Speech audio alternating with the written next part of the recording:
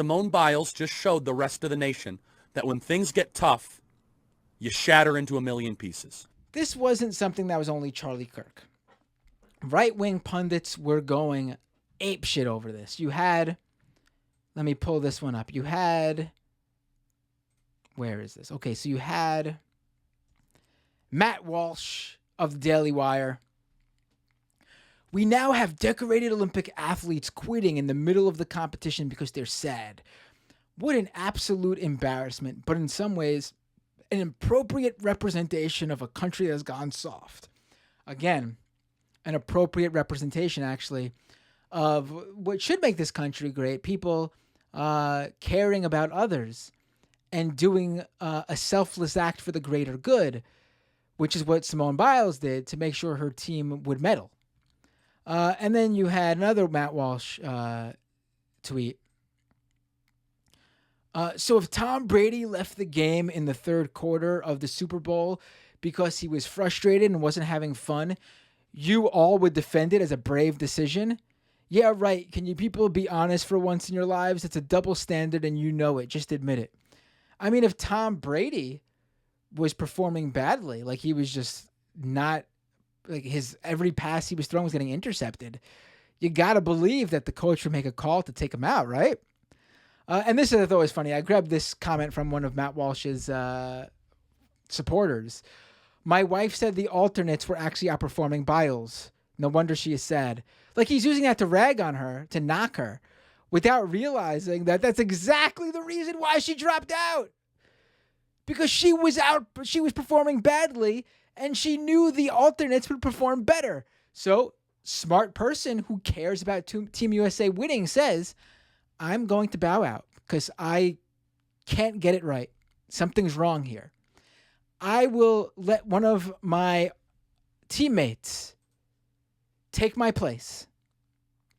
And in doing so, they will perform better and help us medal. And then here we have Michael Tracy.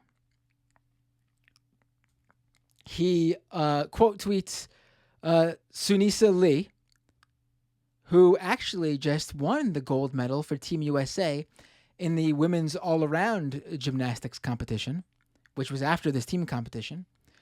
Michael Tracy says, I mean, who ultimately cares about the Olympics? Whole thing's kind of a scam, right? Who cares about the Olympics? Here I am, Michael Tracy. I will now talk about it nonstop, right? Who cares? But here I go pontificating on it.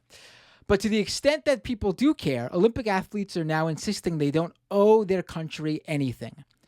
Winners in our hearts, quoting something Sunisa Lee said. WTF, did Japan spike the water over there or something? Isn't the whole point of the Olympics that you're representing your country and thus owe the greatest possible effort to achieve victory? Or did they change that up this year due to COVID or whatever? Now, this one really stuck with me. And this is why I wanted to bring this up even and continue after that Charlie Kirk video I played in another segment. The idea that the Olympians are there to represent Team USA because they owe their country something, which is what Michael Tracy said. And I tweeted this out, and people who didn't agree with Michael Tracy were shocked about this. They didn't know this. The U.S., first of all, the Olympics, the whole purpose is to bring people together from all across the world to show how, we could all unite in a game, in a friendly competition. That's really the point of, the Olympics. It's what they say, at least. Obviously, we know that the point of the Olympics is to make massive amounts of money by spurring real estate development that will then lead to, spark bidding wars from various cities all across the country, the world, I should say. There's lots of reasons, but that's the stated purpose. But the idea that the athletes owe something to their country, and I think that comes from this belief that the U.S. government is spending money to send athletes there to represent us. And I think that's what a lot of people think, judging by even what people who didn't agree with Michael Tracy were saying to my tweet. Here's something a lot of people may not know. The United States of America is one of the only countries that does not pay their Olympic athletes. They do not fund their Olympic athletes. The United States of America does not have a Ministry of Sports where we, put money aside to make sure that people who are of a certain athletic caliber can support and sustain themselves while they train to represent this country in the Olympics. We do not pay Olympic athletes. There's no funding, government funding for them. There are a series of nonprofit organizations who basically act as the governing body of what is essentially the U.S. Olympics and Paralympics Committee. And they make the majority of their money from organizations and companies and sponsors who pay for it. Like, that's why you see all these athletes with their sponsors. And this is only the big athletes. Like, sure, of course, there's the Michael Phelps of the world. I'm sure Simone Biles is doing well for herself. There's these big names who certainly make millions of dollars. But they're not what usually is the case. They're the exception to the rule. Most United States Olympic athletes are just like you and me.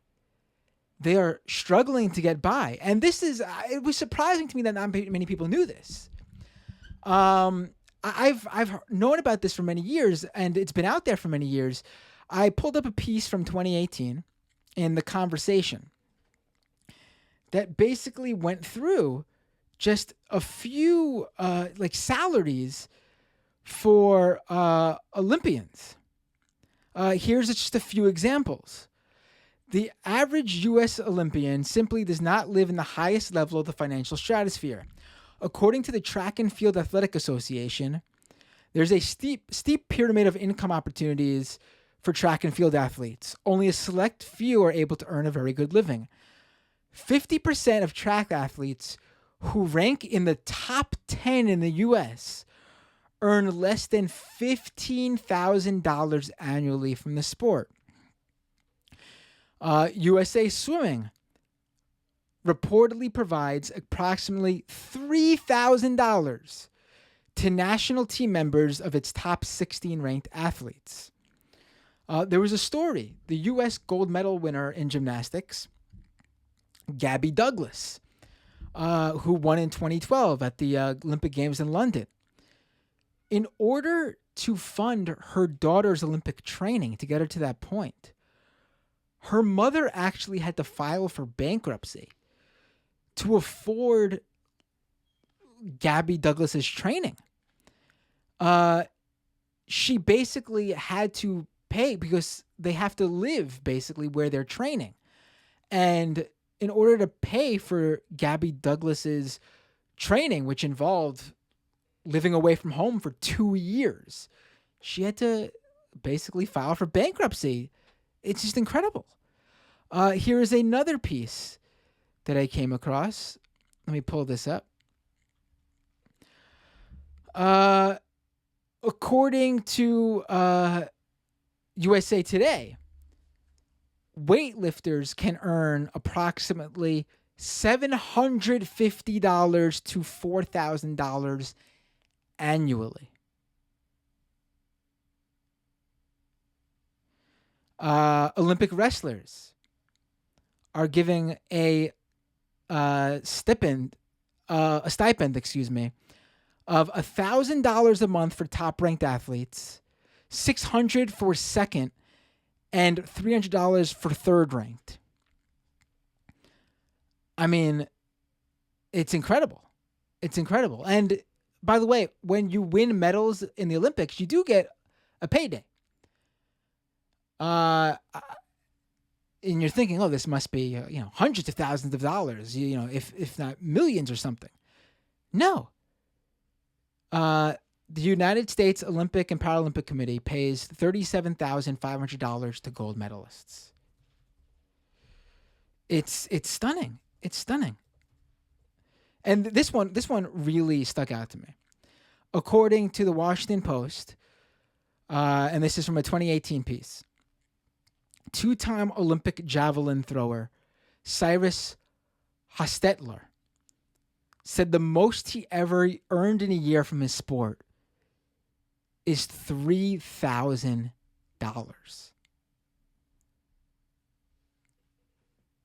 Like, these are people who basically struggle and live in poverty.